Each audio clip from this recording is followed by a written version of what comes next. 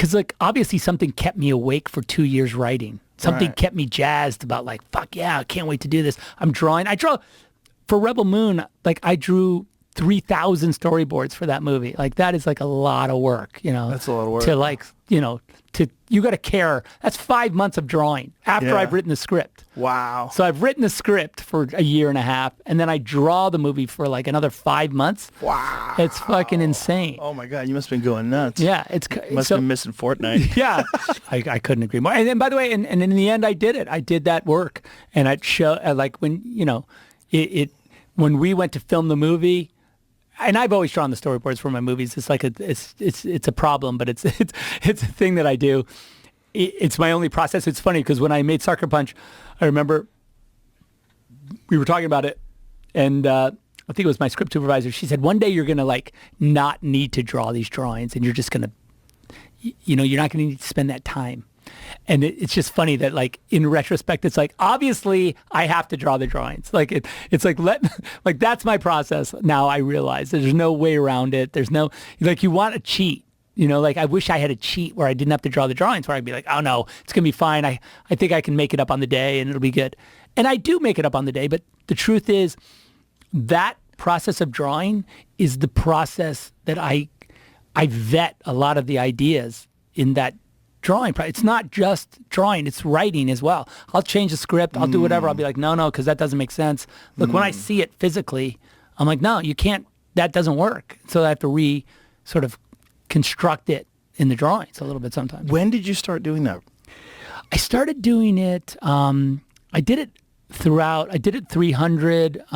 Did you learn it from someone? I'd always drawn. Like I draw, and like, you know, I'd gone to schools for fine arts, so I was always drawing shots. And so it's also a thing like in film school or when you're trying to think of something, movies take so much resource, right?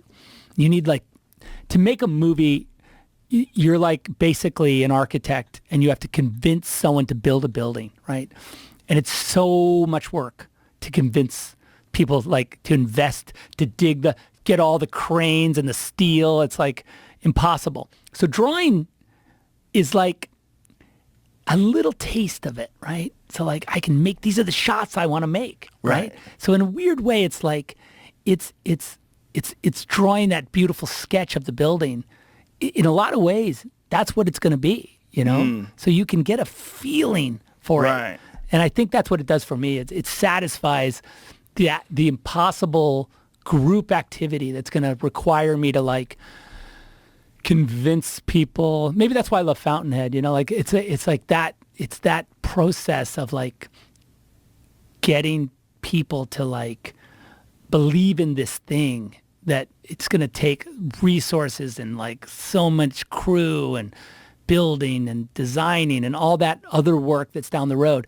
It's the drawing that I think is a little bit of it satiates that desire a little bit for me. It gives them a framework too. There's something. It's hugely beneficial in the production process. Once they have that, everyone knows exactly what to do. You know, it's an incredible tool once I have it. Did you do it for Watchmen? 100%. My Watchmen books are insane. Did you draw Dr. Manhattan's dick? Oh, of course.